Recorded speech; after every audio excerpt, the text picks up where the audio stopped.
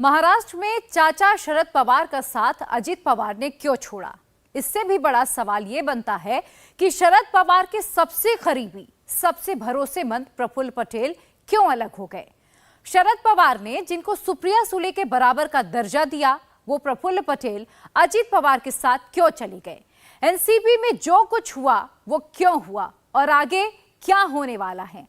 ऐसे कई सवाल हैं जिनका जवाब मिलना बाकी है, लेकिन आज इन तमाम सवालों के जवाब प्रफुल्ल पटेल खुद देंगे। इंडिया टीवी के रिपोर्टर राजेश कुमार प्रफुल्ल पटेल के साथ हैं। दिखाते हैं आपको प्रफुल्ल पटेल का एक्सक्लूसिव इंटरव्यू।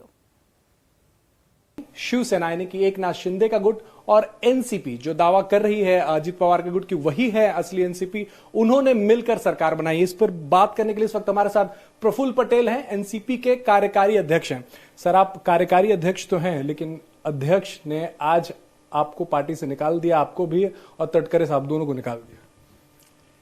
देखिए, पवार साहब के बारे में मैं पहले दिन से कह रहा हूं कि मैं बिल्कुल कोई टिप्पणी नहीं करूंगा, उनके कोई कार्यों पर मैं टिप्पणी नहीं करूंगा। मेरे आदरणीय है, आज गुरु पूर्णिमा है, वो मेरे गुरु है, वो हमेशा रहेंगे, मैं उनको प्रणाम करता हूं। जहां तक ये पूरी प्रक्रिया जो अभी चल रही है, मैं इसके बारे में यही कहूंगा कि पार्टी का निर्णय है। पार्टी के एमएलएज हो, इलेक्टेड रिप्रेजेंटेटिव्स हो, जो पार्टी के जो हमारे वरिष्ठ पदाधिकारी हैं, वरिष्ठ नेता हैं, पार्टी के वर्कर हैं, ये उनकी मंशा है और उसके आधार पर हमने ये निर्णय लिया है।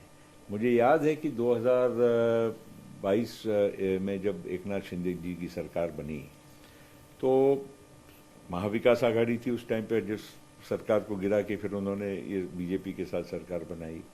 तब हमारे 51 एमएलएज जो उपस्थित थे, सारों ने ये मंशा व्यक्त की कि भाई हमने तो सरकार में रहना चाहिए, विकास के कामों में, हमारे कॉन्स्टिट्यूंसी के डेवलपमेंट के कामों में हमको मदद होगी।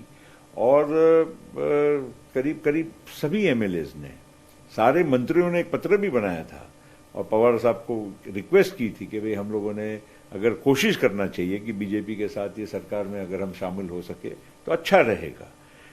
कोशिश की गई, वो नहीं, वो खैर एक्सप्लोरेटरी बात थी, मैं ये नहीं कहूंगा कि कोई फैसला हुआ था, लेकिन मंशा जो थी, मतलब ये क्यों मैं कह रहा हूं कि बार बार हमारे पार्टी के इस पूरी मतलब प्रक्रिया में, चर्चा में इस प्रकार का निर्णय लेना चाहिए, ये बहुत सारे लोगों के मन में ये बात रही है और उस तरह से हमने ये फैसला लिया है। बहुत सारे लोगों के मन में ये बात रही है। तो कितने लोग थे जो आप लोगों के भारतीय जनता पार्टी के साथ जाने के फैसले के खिलाफ रहते थे? क्या सिर्फ पवार साहब या हैंडफुल लोग हैं, गिने चुने लोग हैं? कितने लोग हैं जो आप लोगों के फैसले के खिलाफ रहते थे?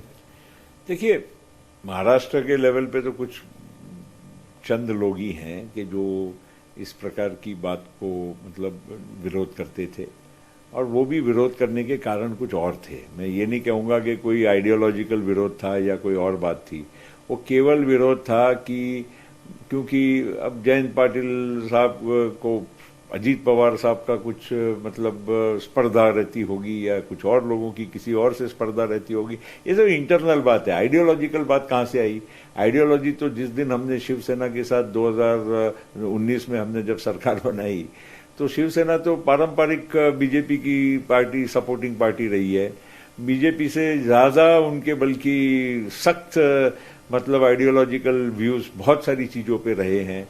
तो अब उनके साथ अगर हम सरकार बना सकते हैं तो बीजेपी के साथ क्यों नहीं बना सकते हैं?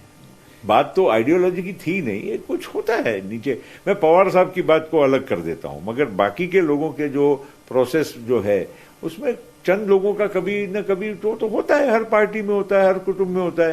कोई 100 में से 100 आदमी हर चीज को मान्यता देंगे ऐसा नहीं है, पर हमेशा कोई एक इंटरनल जो डेमोक्रेसी होती है उसमें ज्यादा करके जो लोग चाहेंगे उस तरह से फैसले होते हैं। बहुत कम लोग इस वक्त पवार साहब के साथ नजर आ रहे हैं। सुप्रिया सुले नजर आ रही हैं, अनिल देशमुख नजर आ रहे हैं और बहुत कम लोग हैं वो नजर आ रहे हैं। इसमें जयंत पाटिल का रोल, जयंत पाटिल की वजह से अजीत पवार जो है वो बहुत दिनों से खफा थे। जयंत पाटिल को प्रदेश अध्यक्ष पद से हटाना था, वो नहीं हट पा रहा था। ये कितनी बड़ी वजह थी? अजीत पवार खुद प्रदेश अध्यक्ष बनना चाहते, तभी उन्हें मंशा भी जाहिर की थी। कितनी बड़ी वजह थी कि आप लोग इनके साथ आ गए, भारतीय जनता पार्टी के साथ सरकार बनाई? देखिए, ये मैंने इसीलिए कहा कि देखिए, अजीत पवार साहब ने कुछ दिनों के पहले षणमुखानंद हॉल में बम्बई में भाषण दिया। उस भाषण में उन्होंने अपने ओर से व्यक्त की इच्छा कि भाई मुझे पार्टी का नेतृत्व करने दीजिए, क्योंकि यहाँ पर क्या हुआ है कि पार्टी का चुनाव हुआ ही नहीं है महाराष्ट्र में।